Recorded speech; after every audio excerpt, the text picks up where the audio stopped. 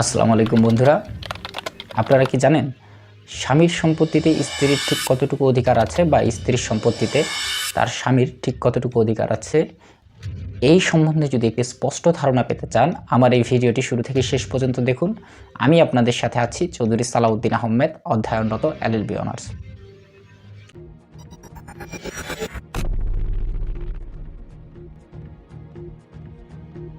স্বামীর সম্পত্তিতে স্ত্রীর বা স্ত্রীর সম্পত্তিতে স্বামীর কোনো অধিকারই নেই। হ্যাঁ বন্ধুরা, ঠিকই শুনেছেন, স্বামীর সম্পত্তিতে স্ত্রীর বা স্ত্রীর সম্পত্তিতে স্বামীর কোনো অধিকারই নেই যতক্ষণ না স্বামী বা স্ত্রী জীবিত আছে। স্ত্রী মারা যাওয়ার পর স্ত্রীর সম্পত্তিতে স্বামীর অধিকার তৈরি হয় এবং স্বামী মারা যাওয়ার পর স্বামীর সম্পত্তিতে স্ত্রীর অধিকার তৈরি হয়। কারণ ইনহেরিটেন্স প্রপার্টি ডিস্ট্রিবিউশন তখনই হয় যখন একজন ব্যক্তি মারা যায়। আসুন আমরা বোঝার চেষ্টা করি কিভাবে এই ইনহেরিটেন্স প্রপার্টিটা ডিস্ট্রিবিউট হয় বা স্বামীর সম্পত্তির কতটুকু অংশ স্ত্রী পেতে পারে বা স্ত্রীর সম্পত্তির ঠিক কতটুকু অংশ স্বামী পেতে পারে। আগে আমরা বোঝার চেষ্টা করি একজন স্ত্রী তার স্বামী মারা যাওয়ার পর ঠিক কতটুকু অংশ পেতে পারে বা তার স্বামীর সম্পত্তির ঠিক কতটুকু অংশ সে অধিকার করতে পারে।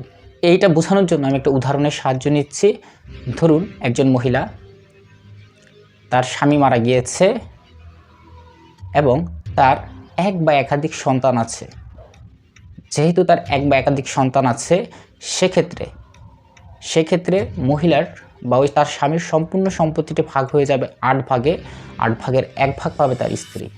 8 ভাগের 1 ভাগ মানে 12.5% পাবে তার স্ত্রী, এবং বাকি সম্পত্তি তার ওই মৃত ব্যক্তির ছেলে মেয়ে এবং অন্যান্য উত্তরাধিকারীর মধ্যে ডিস্ট্রিবিউশন হয়ে যাবে।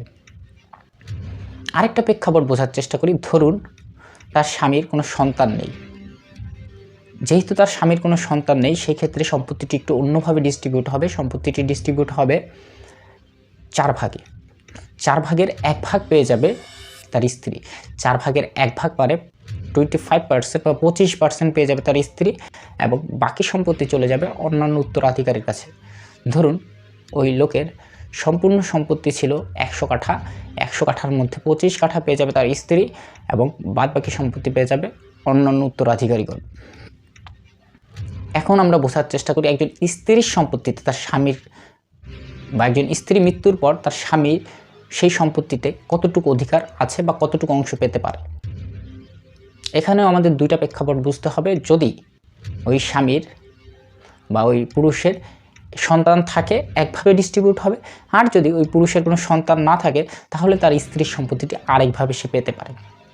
প্রথমে আমরা বোঝার চেষ্টা করি। ধরুন একজন ব্যক্তি, তার স্ত্রী মারা গিয়েছে এবং তার এক বা একাধিক সন্তান আছে। সেক্ষেত্রে ওই স্ত্রীর সম্পত্তিটি, সম্পূর্ণ সম্পত্তিটি ভাগ হয়ে যাবে 4 ভাগে। 4 ভাগের 1 ভাগ অর্থাৎ 25% পেয়ে যাবে তার স্বামী। ধরুন ওই স্ত্রীর মোট সম্পত্তি আছে 100 কাঠা। 100 কাঠার মধ্যে 25 কাঠা পেয়ে যাবে তার স্বামী, এবং বাদ বাকি যতটুকু সম্পত্তি থাকে 75 কাঠা সেটা পেয়ে যাবে অন্যান্য উত্তরাধিকারীগণ। এখন আরেকটা প্রেক্ষাপট বোঝার চেষ্টা করি। ধরুন ওই মহিলার কোনো সন্তান নেই। সেই ক্ষেত্রে সম্পত্তিটি একটু অন্যভাবে ডিস্ট্রিবিউট হবে। শুধু তার স্বামী আছে। যেহেতু তার স্বামী আছে, সেক্ষেত্রে ওই মহিলার সম্পূর্ণ সম্পত্তিটি ভাগ হয়ে যাবে 2 ভাগে। 2 ভাগের 1 ভাগ পেয়ে যাবে তার স্বামী, অর্থাৎ 50% বা 50% পেয়ে যাবে তার স্বামী, এবং বাকি 50% পেয়ে যাবে অন্যান্য উত্তরাধিকারীগণ। ধরুন ওই মহিলার মোট সম্পত্তি আছে 100 কাঠা। 100 কাঠার মধ্যে 50 কাঠা পেয়ে যাবে তার স্বামী, যেহেতু তার কোনো সন্তান নেই, এবং বাদবাকি 50 কাঠা, ওই মহিলার বাদবাকি 50 কাঠা যে সম্পত্তি থাকবে সেটা পেয়ে যাবে অন্যান্য উত্তরাধিকারীগণ।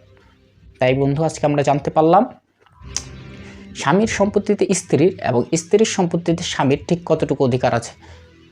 আমাদের এই স্বামীর সম্পত্তি বা ইনহেরিটেন্স প্রপার্টি ডিস্ট্রিবিউশন হয়ে থাকে মুসলিম পারিবারিক আইন অধ্যাদেশ 1961 অনুযায়ী। আমরা এখানে জানতে পারলাম স্বামীর সম্পত্তিতে স্ত্রী বা স্ত্রীর সম্পত্তিতে স্বামীর কোনো অধিকার নেই যতক্ষণ তারা জীবিত আছে। তারা স্বামী বা স্ত্রী মারা গেলেই একজনের সম্পত্তিতে আরেকজনের অধিকার সৃষ্টি হতে পারে। আমরা প্রথমে জানলাম যদি একজন মহিলার এক বা একাধিক সন্তান থাকে তাহলে তার সম্পূর্ণ সম্পত্তিটি ভাগ হয়ে যায় 8 ভাগে। 8 ভাগের 1 ভাগ পায় তার 8 ভাগের 1 ভাগ পায় ওই মহিলা, অর্থাৎ 12.5% পায় ওই মহিলা বা যেই স্বামী মারা গেছে স্বামীর ওয়াইফ।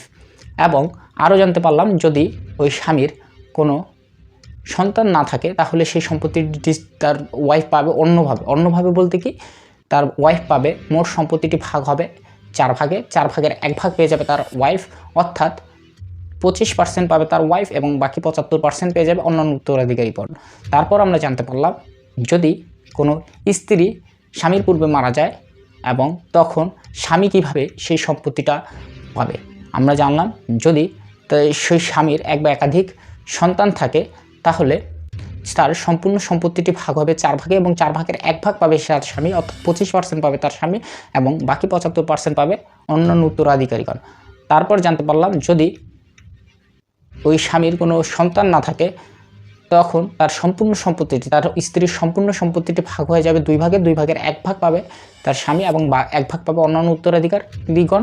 সেক্ষেত্রে সেই স্বামী পাবে 50% সম্পত্তি। তাই আজকে আমরা জানতে পারলাম কীভাবে স্বামীর সম্পত্তিতে স্ত্রীর বা স্ত্রীর সম্পত্তিতে স্বামীর অধিকার তৈরি হতে পারে। আমরা সবাই আইন জানবো, আইন মানবো, আইনকে শ্রদ্ধা করব। ধন্যবাদ সবাইকে। আসসালামু আলাইকুম।